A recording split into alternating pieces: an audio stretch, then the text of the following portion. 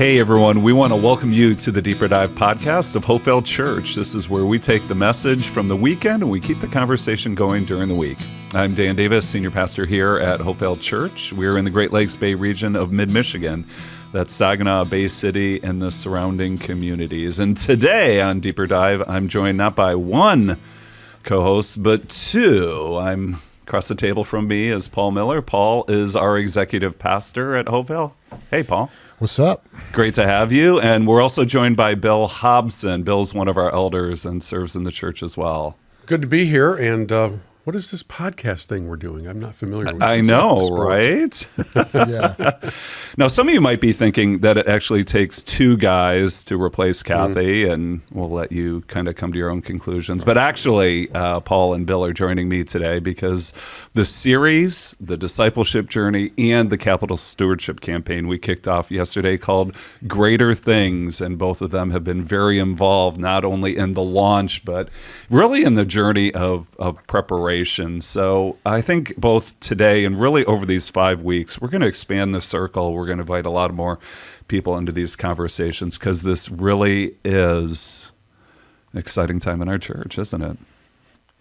It is. There's a lot going on, but it's a pivotal season. Like, I'm coming to church these days and I'm going, okay, Lord, what are you going to do today? And what are the conversations going to be that I have in the lobby? And there are times when you get this sense that the things you're talking about are not just about today, right? Yeah. They're about that's good.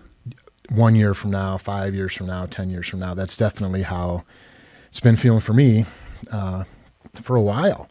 Ever since somebody made their announcement that Jesus was sending them somewhere. I don't know. So. Right. Yeah, I know. And we talk about that sense story. I got to share some of that the week before, but it really is. And yet we were talking off mic how there really does seem to be this sense of convergence in a very exciting way. So we'll get into that a little bit. I think where we're going to go today, I mean, just kind of looking back, looking ahead kind of format. But one of the things I did yesterday in the message was a little peek behind the curtain of how we got to where we got. And both of you are on the elder board as well. We're part of these conversations. We're even part of the commissioning of the survey, so to speak, that we took back in the spring and shared with our congregation. What do you remember about back then? And even as I walk through kind of the journey of spring to summer to fall, what are your recollections, your feelings, and how we got to where we are now and how you feel about that? Yeah. Well, the idea of listening to large groups of people should not be as rare as it is. Yeah. But in our culture for sure, it's just rare. You have comment cards, you have Yelp, you have all these different ways where you can provide feedback, but you kind of wonder if it's ever really listened to. And one of my favorite things about your presentation on Sunday is that it really did visualize and illustrate the reality of us listening. As an elder board, we did take a lot of time and put in a lot of research and prayer to come up with what we thought originally was going to be a home run, right? A $4 million campaign that covered some very big picture items, all of them important, none of them frivolous. Right. But then when the survey results came back in, I'm just really glad that we listened because I believe that that's what would honor the Lord in putting out this next step. In other words, if you listened to me, if you listened to the Lord, then he would honor that. One would like to think, and that's where we are now. Right. Yeah, so we're handing out the folders in the lobby after church yesterday, and I lost track of how many people came up to me and in some way, shape, or form said thank you for the fact that we did the survey, the assessment ahead of time. In fact, one guy just looked at me and said, "Good job adjusting the budget." That's all he had to say. So I was like, well, and, like, all right. And I want to compliment our family of Hopevale, the respondents to the survey. So just to give everybody a little feel, generally speaking, a survey that goes out, a political survey, for instance, if you ever look at the fine print, it will say plus or minus 2% out of how many respondents. Right. Quite often, you are seeing broad proclamations made that the nation feels this way about something. And if you look at the fine print, it will say out of 641 respondents from the entire country, we had 570-ish Yep. from probably about 1,700 to 2,000 Right. people. That's a remarkable percentage of people engaging and sharing their thoughts on all this. Yeah, it really is. And, it's really hard. And if you're watching on YouTube, I'm holding up a multi-page, report that we got from the survey. But I tried to summarize it. Supported the projects, trusted the leadership, questioned the timing, and disliked the amount. Which was a great summary. Okay, can I dive into that a little bit? Yeah. So you questioned the timing, people of Hopevale. Here's a little kind of Paul being honest, right? When we first decided to go forward with the capital campaign, the timing of your announcement, Dan, was right about the same time. Yes. And I remember a number of the preliminary conversations that were happening before I knew your news, right? And it reminded me of, I was telling somebody this, it reminded me of when Bobby and I bought our first home, and we're sitting with the builder and we're writing the check for the down payment. And then the next day she goes to the doctor and comes home and tells me she's pregnant, right? And like the next day.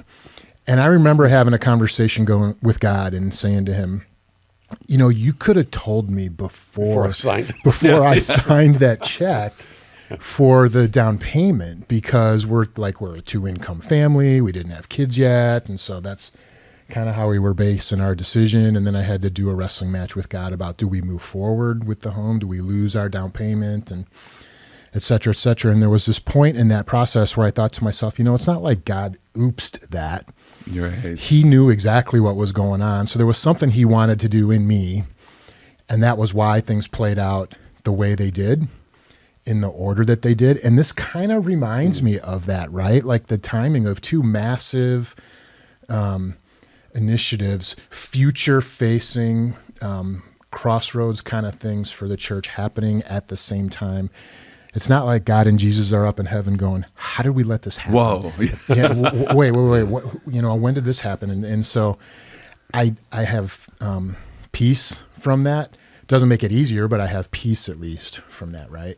So, yeah, that's really good. And one thing we didn't get into a lot yesterday was the timing piece. And maybe this is the peek behind the curtain, right? That, what did I say? That to stick with plan A would be unwise, to do nothing would be unfaithful, right? Right. And so one of the things that we wrestled with really was beyond the amount, and loved your lobby comment there, Paul.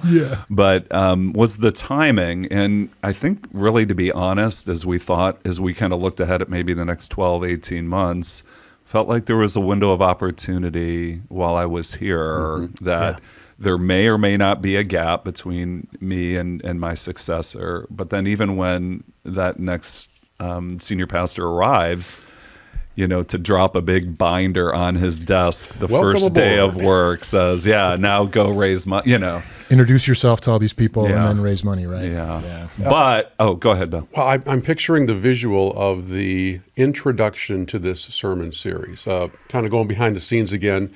Every week, whether you're in the auditorium or watching online, if you're in Bay City or Saginaw, when it's time for the message, there's about a 30-second video. We call it a bumper, but it's an introduction. It's themed on whatever the message series is. And so yesterday was the first time anybody saw the Greater Things bumper, the theme coming in. Yeah. I think Philip Winterstein puts that together, does a really good job. Yes. Well, for this one, these snapshots in Hopevale history, the montage makes up this bumper.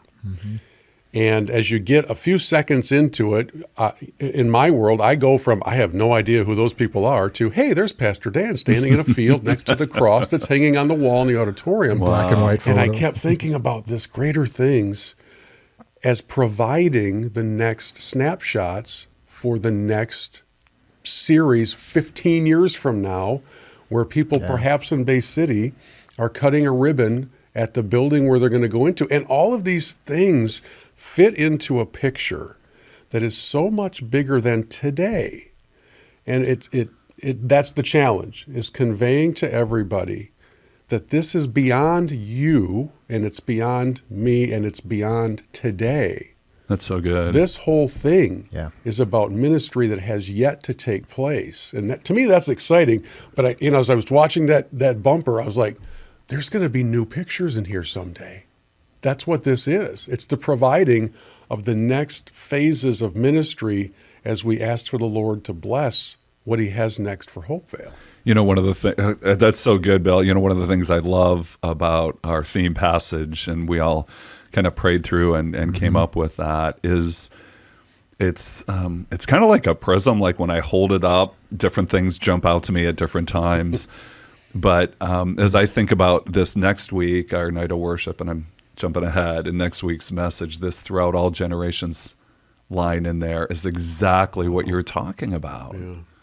Right. And we'll tap into that some more, but it really is. And it's based on the choices of those who've come before us. I mean, really, right? Yeah. Step out in faith or shrink back in fear. So How well do you remember the stand in the cornfield moment from that picture? Yeah, it really is. I mean, it's wild to think of that picture is roughly in the same place where I'm given the message. Wow. And it's this That's it's pretty cool. this field, right? And we had made this journey of taking that wooden cross and putting it there, and had a brief time of worship and celebration, and it's a miracle. I don't know what else to say. It's a miracle. We'll tell the story again, but right in the middle, smack dab of a recession, God led us through this process. He plays the long game, right? He does, and to think of where we are now, I would have never imagined, if you look at those pictures, I'm standing on one of those like 6-inch Rubbermaid step stools or something, it's just so weird, right? But I never would have imagined video streaming services. I never would have imagined a campus in Bay City. I never would have imagined just the ministry that's happened, and to think that it's very likely that when we did the service yesterday, we were speaking to more people who were not part of that journey than who are, right? Yeah. And so you talk For about sure. reaching more people, and you talk about the lobby, Paul, yesterday is just new faces, new stories continue to walk through the doors or get online. It's unbelievable. Now to him who is able to do immeasurably more than all we ask or imagine, right? I mean, it's like the perfect sentiment from Ephesians for this thing. Can we take a deeper dive into the people? One of the 4 things you said was, you questioned the timing and you disliked the amount, right? And you touched on this yesterday, but can I geek out on the numbers a little bit? Yeah.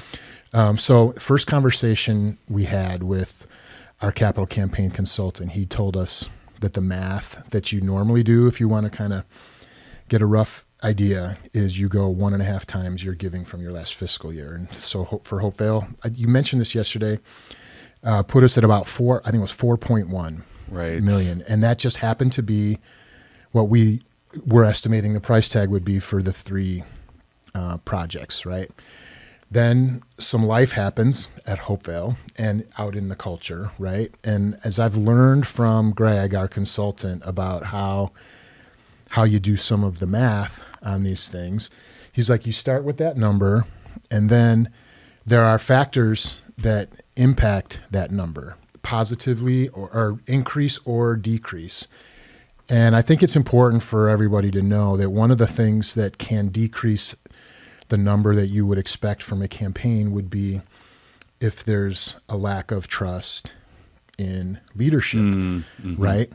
But it was really clear from the results of the survey that there is not a lack of trust in leadership at Hopevale, but there's uncertainty about who's our next senior pastor. And so that, along with several other factors, is what led us to the range that he actually gave us, land somewhere in here, was 1.75 million to 2.25 million. And so with the adjustments that we made, we're we're prayerfully asking the Lord to provide $1.75 million. I take comfort in that, and that's why those 4 things that you mentioned yesterday. There's trust in leadership. There's support and belief in who Hopevale is and the projects that we've laid out. But there are questions about the timing and about the total price tag and all that. Of the original. Of the original, right. Yeah. They all kind of add up together. And that's why I just kind of nod when someone comes up to me in the lobby and says, thanks for adjusting the amount, because I feel like the Lord's been in that conversation from the beginning to lead us to a really healthy, appropriate place that's still faith, but not foolish, right? Yes. To use the words that you used yesterday, which is another thing that really jumped out at me. Your continuum of, do we respond in fear or foolishness? And there's a path of faith, like right down the middle. I'd love for you to talk more about that. Well, again, in the spirit of transparency, I think when we got the survey back in the summer and reviewed the results with our consultant, I'm like, okay, it's not happening. Yeah, I remember we were having that conversation. And I kind of stopped there. I'm like, okay, we shot our shot and whatever. And I think exactly to your point, I think there was this, wait, is this an all or nothing proposition? Yeah. And then that's where the to do nothing. And I said this yesterday, and hopefully it's not being dramatic, but the visual of the 1-talent servant that Jesus talks about, burying his treasure in the ground out of fear. And I know I've got that in me, and I think we all have that in us. And I love that parable because Jesus talks about this master who entrusts different amounts to different servants, but the 5-talent servant and the 2-talent servant are rewarded and affirmed the same because of what they did, not how much they had, right? Right. And so I think that's what I loved about the journey we took as a board, and a lot of twists and turns, right? I mean, again, what you saw in this revision was just a summary of that. And Bill, you were part of those discussions too, of just, okay, which ones do we take, which ones do we change, or how the amounts happen. Yeah, and you have to weigh, excuse me, let me move this mic back up. You have to weigh what you're hearing from the congregation with your own personal wish list, right? Yeah. So if you're in a leadership role, it's not enough to just say, oh, no, you don't. I am in this position. It's one of the things that I really appreciate about the conversation, the debate within the elder board, is we're going to learn from each other. Yeah. It's not just a dogmatic, I came into this room thinking this was red, and I'm leaving this room thinking this was red. You're not going to change my mind when it's actually a different color. And so as we had those conversations, and just so everybody knows, they're not short conversations. No, they're not. Just a quick summary. They're long conversations, but they're important. Yeah. And to be in unity in such a way that you come out and say, how about we take care of the essential needs? Because that's what it sounds like our people are asking us to do. Yeah. And I was also thinking, Paul, after the first service on Sunday, I was also handing out folders and had a few people stop by who were brand new. Yeah. They've never been part of this. The history on those pictures that I talked about a moment ago means nothing to them. Right. This is black and white pictures. Right. And then they get to the more modern era and they start to see some familiar faces. For some of those folks, they were super excited to be invited into a cause. Yes. And then there were a few, hey, this is perfectly fine. There were people who walked by and basically rolled their eyes at me. Yeah. Or just avoided eye contact altogether. Yeah, I mean, I had one gentleman who walked right up to me, and I thought I was standing near the coffee area, so maybe I was in the way of getting trampled on a caffeine run. That might have. Yeah. And I said, can I give you a folder? And he said, I don't think so. Oh. I said, that's fine, no problem. Glad to have you with us today, because we do know that for a lot of people, this whole conversation is brand new. Mm-hmm. Totally. They came through the doors of Hopevale hurting, wondering if anybody cared, wondering if there was a reason to come back to any church at any time because perhaps they'd been hurt in some way. And I want to make sure that if anybody knows somebody, or maybe you're listening or watching this conversation, we want you there every single week. You don't have to take a folder. This is about long-term ministry vision touching hearts, changing lives.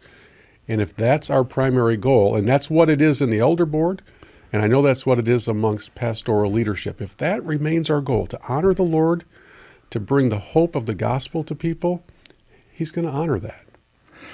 Sometimes I think of that, that's so good, because sometimes I think of Sunday mornings like a big Thanksgiving dinner where you have family and guests, right? And if you have just family, the way you talk to family is a little different than if there are guests in the room, right? Yeah. And to be honest, this is primarily a family conversation, really, this campaign, but it affects the lives of guests who are walking through the doors and looking for the very things that you're talking about, right? And so it really is. That's why, we have that catchphrase, but it's true. Everyone who calls Hopevale their church home. So, for somebody who's new and whatever, we're like, come along for the ride, watch, take it in. But I've got 5 things running through my mind. Me too. but Paul, you talked about the trust thing, and I really want to talk about that because we don't do things perfectly around here. But one of the things that I have appreciated that we have tried to strive to do, and I would say timing and transparency, right? That we just don't dump the truck on people and ask people to respond right away. And we really try not to keep secrets. I mean, it's how really Kathy and I wanted to approach our news, to share it in January. And it's really how we're trying to approach this. And so, one of the things that I really tried to communicate yesterday was, here's where we're going, but we want you to take the journey. We're not asking you to respond on the spot right away, because again, there are so many things about this, right? We want to give people time to listen, pray, ask questions, and go through the process that we've gone through to get to this point. Totally, right? Like, that's why it's a discipleship journey. Like, I'm thinking about, there's a guy that I know from Hopevale he's been at our church for a number of years.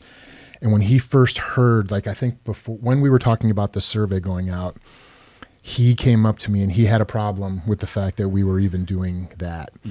And we just had for months have had this ongoing dialogue and conversation. And every time he comes to me and shares the things that he's wrestling with, I usually respond with some version of, are you talking to me about this? Or are you just telling me about the conversation you're having with the Lord? Because it sounds like you're wrestling with the Lord about money in your life. Yes. Right?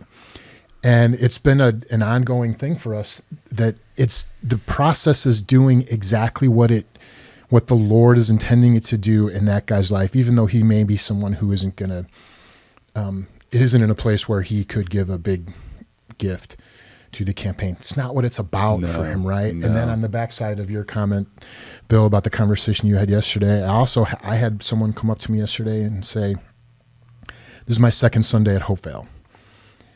And I was waiting for the next sentence to be. Yeah. And what crazy timing that you're talking about this on my second Sunday here. But what he said to me was, it's my second Sunday at Hopevale. This is clearly my church. Hand me one of those folders. Wow. Right? And so this is where, like, God is really smart, and he knows exactly what he wants to accomplish in the lives of each of his children, who are all in different places and who are all going to interact around what's happening in the church differently. That's why it becomes a discipleship thing. If we're open to that, if every one of us is open to the conversation with the Lord about how he wants us to engage with him around questions of money and our commitment to him and to the future of Hopevale and all that stuff, then the campaign is going to come in exactly how it's supposed to come in, right? And that's, again, why we can not be worried about it. Yeah. Hey, so let's talk about this folder. Yeah. Because, I just want to give a shout out. Our YouTubers, you can see Bill doing his Vanna White impression. That's awesome. So, this is a finished product of a lot of people putting in a lot of work. Paul, you were part of that group. Bill, you were part of that group. Pastor Nate was part of that group. George Puya was part of that group. A lot of others in our media team and doing the prints. But, so the folder has, a summary of the vision, front and back page, has 3 really good FAQ statements about the Bay City project, the Saginaw project, and the campaign in general. There's a prayer card, and then there's also the pledge card. But, Gal, I don't know where to begin other than to say, when you think about the pieces in that folder, let's talk about Bay City. Okay. So I threw the bar graph up there. Yeah. Right. And a big chunk of that project is Bay City. And I'm delivering the message in Saginaw. So why should the people in Saginaw care about Bay City? Well, if we had Nate in here, he'd give you a tight 48 minutes why. But let me give you my perspective on it, and it's a visual that I want to draw for an audio audience. These days, anytime you watch you're streaming a series and you're binge watching something, and it's a true crime series. They all have a visual in common these days. It's like all the producers got together and said, okay, now if we're going to do this murder mystery, we've got to have the same visual. And that is the big cork board of suspects with the push pins, and they're all connected by yarn. Yes. Okay, so everybody, I know you all can picture what I'm talking about, because that's how they're solving these things. They're taking the yarn from the library to the study. Now I'm playing Clue. I'm not sure how this got there, but they connect all of these different aspects of a case, and that's how 44 minutes later they end up solving it somehow. This Greater Things campaign is a connective issue that brings together the stories that we keep telling, the real life God stories of people in the Great Lakes Bay region who are being impacted by Hopevale. So it's 13 people getting baptized. It's 44 people getting baptized. It's the dedication of babies that takes place on a Saturday in the venue, and there's 14 families in there, and they're literally saying, Lord, here is our child. We commit this child to you. It's the missionaries like Brian Gibbs that we heard from on Sunday. Yeah. And on go all of these push pins in the Hopevale corkboard. And all of these things have yarn connecting between them because they're all part of the same big story. And that is God moving in the lives of people. And this Greater Things campaign, it's not a mandate. You don't have to do it. You come to church either way. Right. It's not an order. It's not a my way or the highway. It's an invitation to a very cool thing. Yeah. It's this, hey, would you like to be part of helping to shape the eternity for families like yours and others? It's a privilege to be brought into that level of changing other people's lives, and to be able to do that through the simplicity of making a sacrificial gift. You don't have to sign up and go live in the jungle for 2 years. We have missionaries who've said they'll do that. Yeah. So do you want to support them? Yeah. You don't have to go necessarily to seminary and learn Greek and Hebrew and come back and give a 6-week message series. We have pastors who do that. Would you like to be part of that? You don't have to take a busload of kids to the winter retreat and not sleep for 3 days. But would you support that? And on it goes. Yeah. And this, to me, this is an invitation to be part of a blessing. And if you have ever wondered what it feels like to be on the helping end of rescuing someone, that's what this is. Yeah, that's really good. And to be honest with you, it's the most pain-free way you could ever do it. It's literally just saying, Lord, I already know that all the stuff you've given me is really not mine. I mean, I don't want my neighbor taking it, but it's not mine, it's yours. So use it. That's the prayer. So I have the privilege coming up, and I know that you both do, of being part of some in-home conversations with groups that have said, hey, I'll come and learn more about this. That's what I'm going to tell them. Yeah. That this is an invitation. It's nobody's beating you over the head with it. We're not tracking you down. But this is for your own good. That's to me, that's how this all Yeah. gets put into context. Yeah, and wow, I got a lot of things that I could say in response to that, Bill. I'm one thought, there's nothing like being a useful tool in God's hands. Yeah. When he is accomplishing his purposes, right? And for whatever reason, he still chooses to use his church to accomplish his purposes on this side of heaven, And so I think about people like me who have, like, I'm a lifer. I'm a church lifer, like I accepted Jesus. I met Jesus when I was 6 years old on my way home from church one Sunday. So it's sometimes hard for me to remember it, and if you heard my full testimony, like the before Jesus part is like, yeah, and then I was in kindergarten. That's what it is, Sure. right? Yeah. So I don't apologize for that. But here's the implication of that in my life as a Christian now, as an adult, is that it's really easy for me to forget that we're supposed to think beyond ourselves. Right. And so when I go to Bay City, what typically happens is one or two people will come up to me and introduce me to their friend that they've invited to church. And then that guy or gal will tell me their story. They've never been to Hopevale, Saginaw. It probably would be too big for them, right? They came because their friend who lives in Bay City said, come with me to my church. It's at John Glenn High School, and someday it's going to be, here's where we have our own place, that kind of thing. Why are we doing that?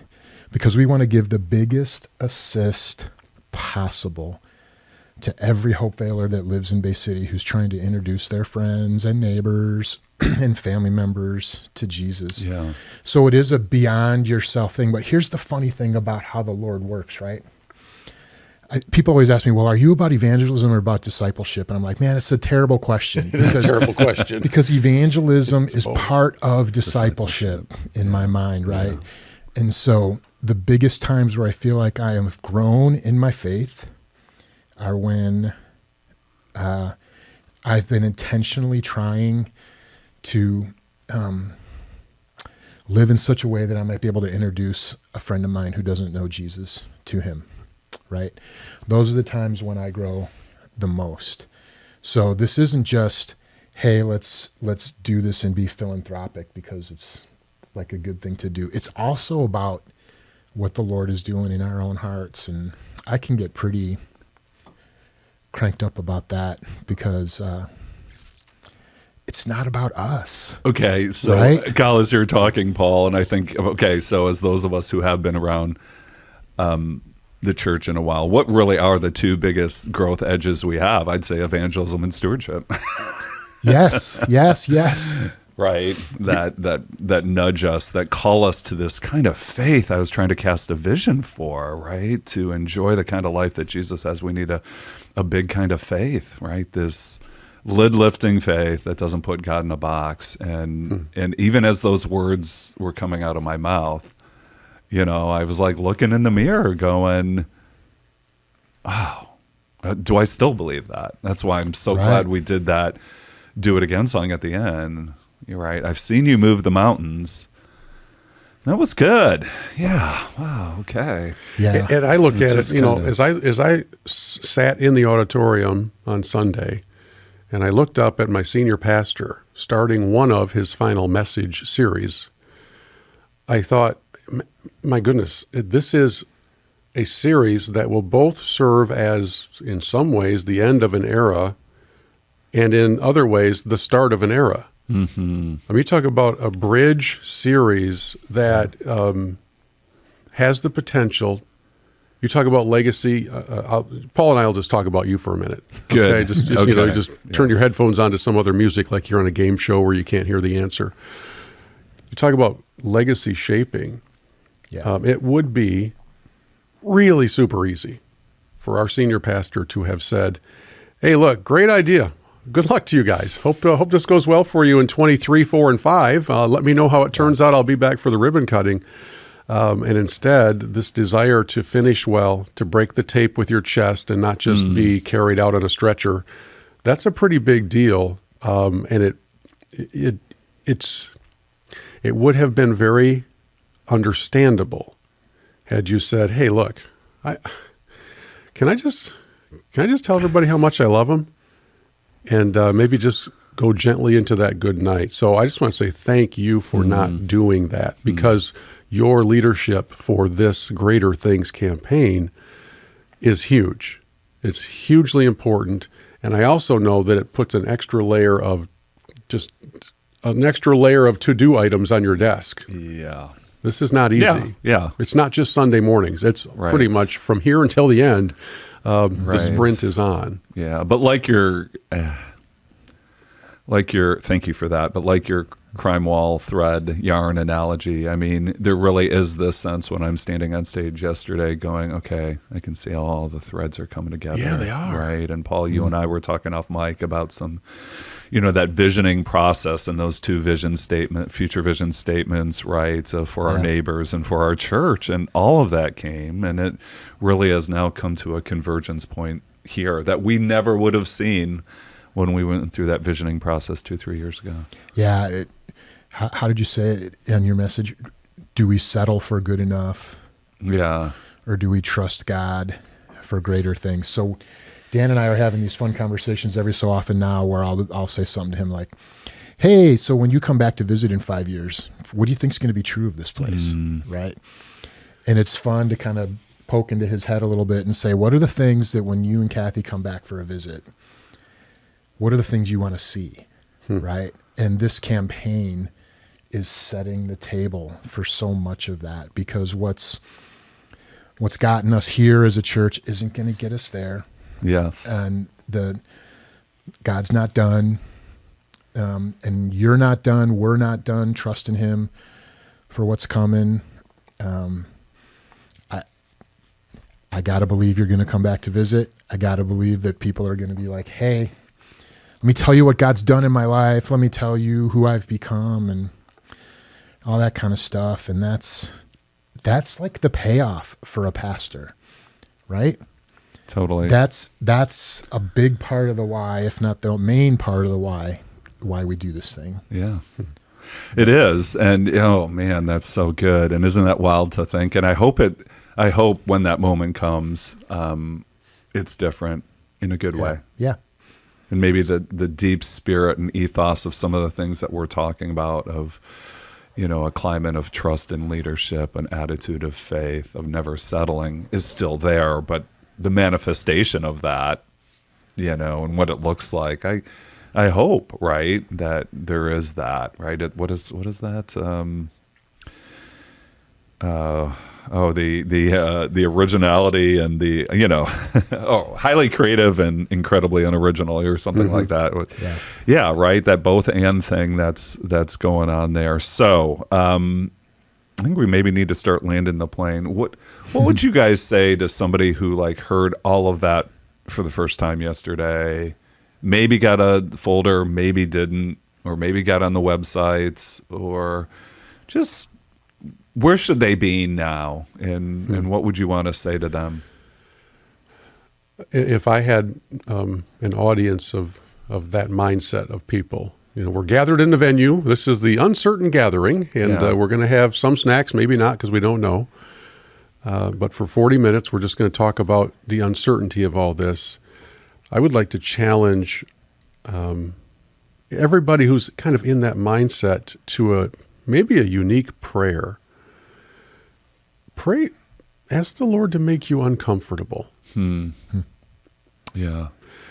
Let me back up for a minute. And for those of you who are catching the visual edition of this conversation, in the packet that we've been handing out, there are pledge cards. And on the pledge card on one side, there's a listing of kind of the different sort of levels of involvement that we believe the campaign would lend itself to. So there are some who have greater means and they could probably give something more towards the top end, but there's something literally for everybody. There is no person uninvited to this campaign. Yeah, right. So if I'm in the conversation of the folks that are kind of wondering, what's my part in all this, or is there one?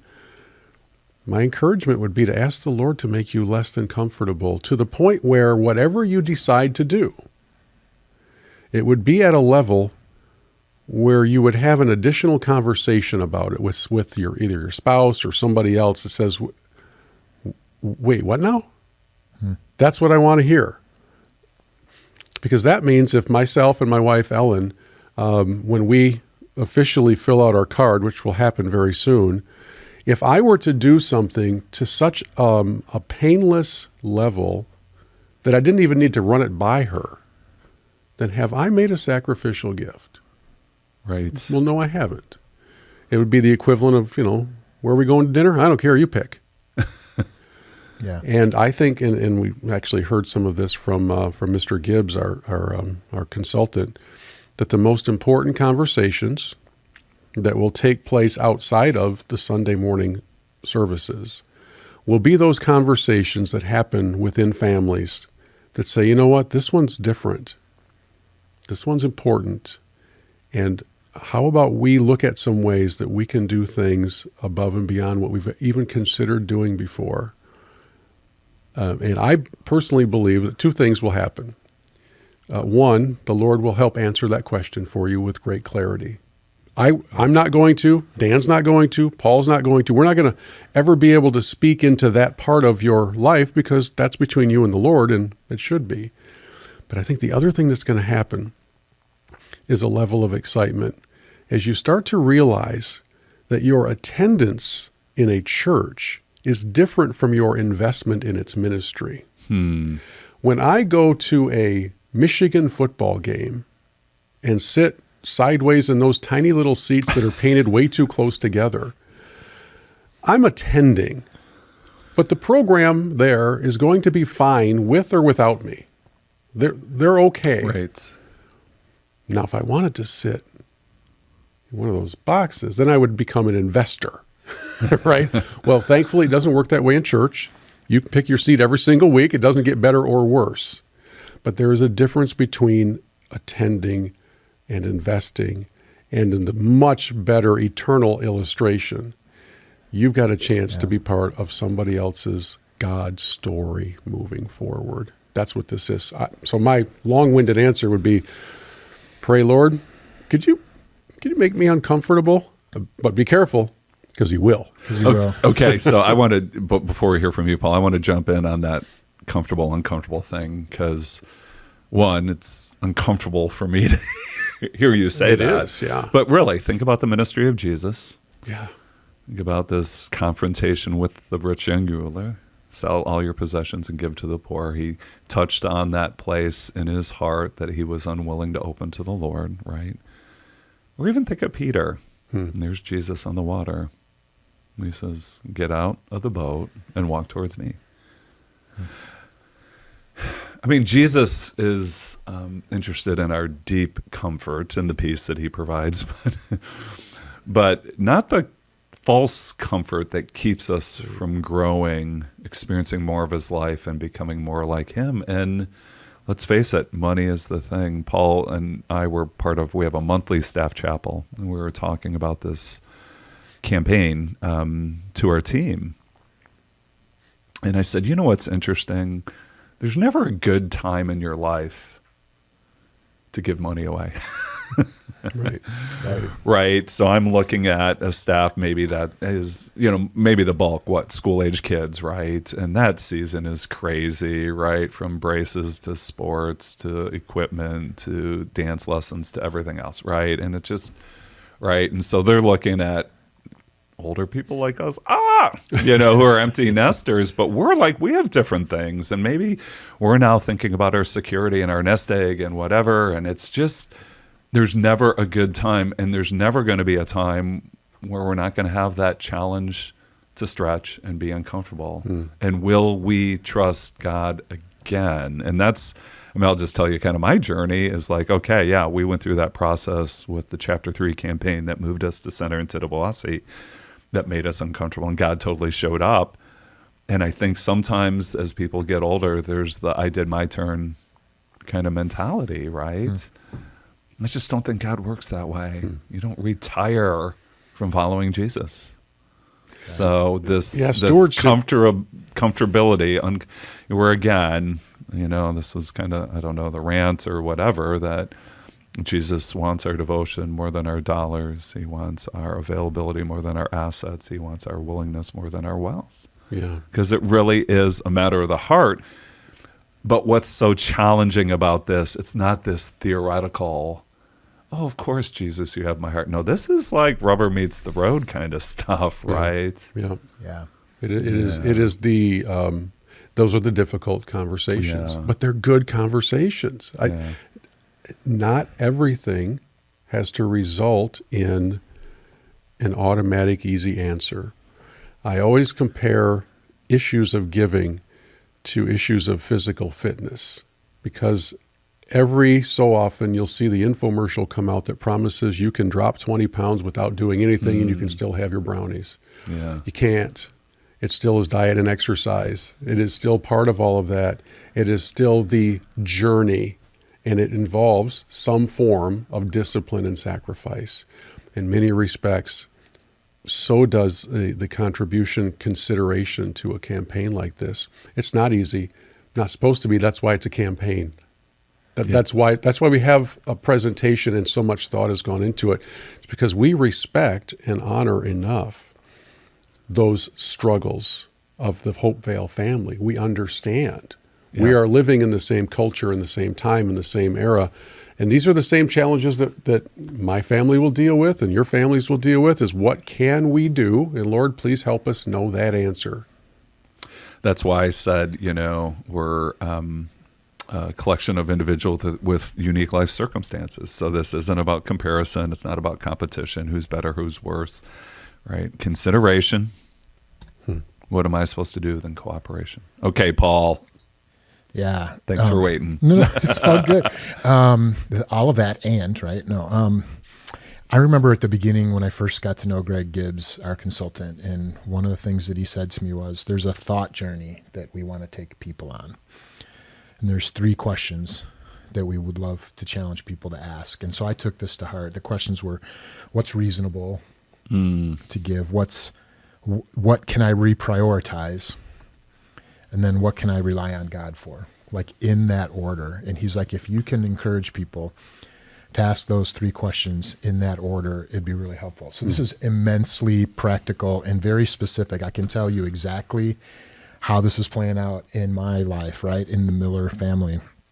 What's reasonable? I think Bobby and I could probably double what we give to the general fund. Over 14 months. Over right? 14 months. And would we feel that? Yeah. But that's reasonable. I mean, we could do that. Next question. What can we reprioritize, right? So Bobby's a real estate broker. So every time she gets a commission check for a sale, it's like, oh, what are we going to do with that? And we always have about 3 or 4 different things that we would love to do with every commission check that she gets from her business. Well, what if we reprioritized half or all of those commission checks over the course of 14 months? Well, that's a bigger number than increasing our giving or doubling what we normally give to the general fund. But what can I rely on God for is like, okay, are we supposed to give a chunk from my 403B, from my retirement? Bobby and I haven't landed on that yet. We're just starting to think about it, right? And pray about it. But those 3 questions, what's reasonable, what can I reprioritize, and what can I rely on God for? It's amazing how each one of those cuts a little bit deeper, makes me feel a little bit more vulnerable, brings a little more tension into my marriage. And that's not a shot at Bobby, because I'm bringing most of that tension myself, right? And all that. But that's the thought journey, right? So, oh my gosh, that doesn't necessarily mean that it leads to like greatly escalating up the tree of how much money you end up giving to the campaign, but just asking those questions and praying through those and talking about those things. That's the discipleship part, right? That's bringing all that we have before the Lord and saying, how can we rely on you instead of ourselves in this thing? So that would be my parting shot. Does it boil down to simply saying, Lord, what would you have me do? I mean, if you had to put a 1-sentence encouragement on it. Is that what it is? Is that the prayer? What would you have me do? It is, I quoted from the book of Dan, right? Without a plan, nothing gets done. And so what I love, so yes, it's ultimately the matter of the heart. But what I love, what you were just saying, Paul, is there's a practical element to it. And yet here's what's interesting, right? I'm flashing back to the campaign we did 15 years ago. And this would fall somewhere between the reprioritize and rely on God. It's like, I don't know the future, but should there be unexpected benefit in our future over these next 14 months, we're willing to do something with that. Yeah. Maybe something more obvious is a unexpected tax return that's more than we thought it would be, or heaven forbid there be more stimulus checks, or something like that. Yeah. But it's, and that's the whole thing too, because we'll get into the nuts and bolts and details of this in a few weeks. There's a pledge, and then there's giving to the pledge. And let me tell you right now, your pledges are made. They're confidential, right? They're only known by Amy Ryan, our Director of Finance and Operation, and her team. And here's the other thing, too, and this is where I realize that some people may have some past wounds from this. We don't have creditors, right? We don't have bill collectors. We don't have people who are going to be knocking on your door saying you pledged to give this amount and you're not coming through. Where is it? Right? No, this is, what would you have me do, Lord, is exactly it, Bill. And, there is just this golden rule element as we're going through this as leaders. We're going, how would I want the campaign to be conducted if I was, part of this congregation? And it's like, so we totally trust that. I'm going to tell you, again, hate to be the old guy in the rocking chair, but that was the spirit that we had 15 years ago. We met, we exceeded our goal, and people honored their pledges, and they did it in a way because I think we tried to honor their hearts, I wasn't here 15 years ago. Right. But I've heard some stories about the sense of urgency, excitement, everybody all hands on deck, because you literally had nowhere to meet. You just had no space left. And there was an enthusiasm to it. And I would just like to say, for those of you wondering first about the priority of Bay City, that same urgency exists. Yeah. That same excitement for that family up there exists. Yeah. Yeah. And the cool part is, as we said in the video that you and I did together a few weeks ago, they're actually meeting their own financial needs as a Bay City congregation. That's a big deal. This is not overflow seating. This is a church in Bay City. This is Hopevale Church in Bay City. I'm so excited for them. So if you were to ask anybody in our Bay City family, the urgency and the excitement and the need is top of the charts. And then if you look back in Saginaw, and if you talk to anybody who works in the presentation of what we do from a technical standpoint, believe me, friends, the urgency is there, the excitement is there, and the need is great. This is not frivolous. We're going to go from 2K to 4K. This is stuff that's literally being cooled with a box fan and not working reliably, and in all aspects of the ministry there. The aspects of this campaign are not there by accident. They are urgent. They are important.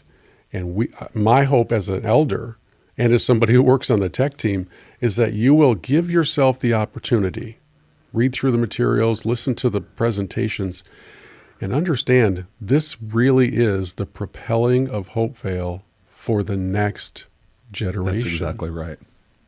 And that's exactly where we're going next week. When I think about that video we recorded, 2 words: flip phone. Absolutely. That's right. So hopefully people remember some of the other things we said. So, oh my gosh, time's flown by. This has been such a blast.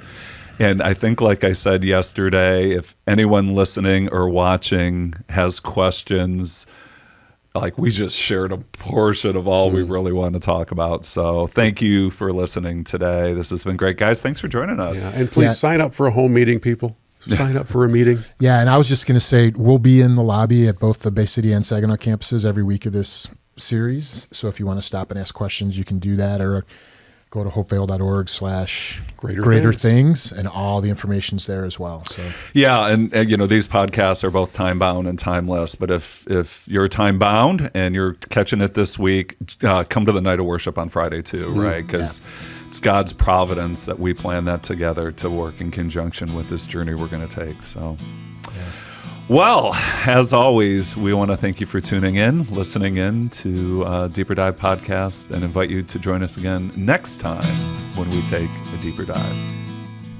Thank you for watching the Deeper Dive video podcast.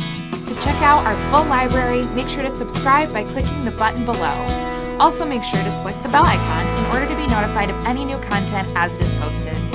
If you would like to give to the Lord here at Hopevale and support the ministry, you can give by visiting hopevale.org/give. Thank you again for joining us today. We look forward to seeing you and your family at Hopevale Church.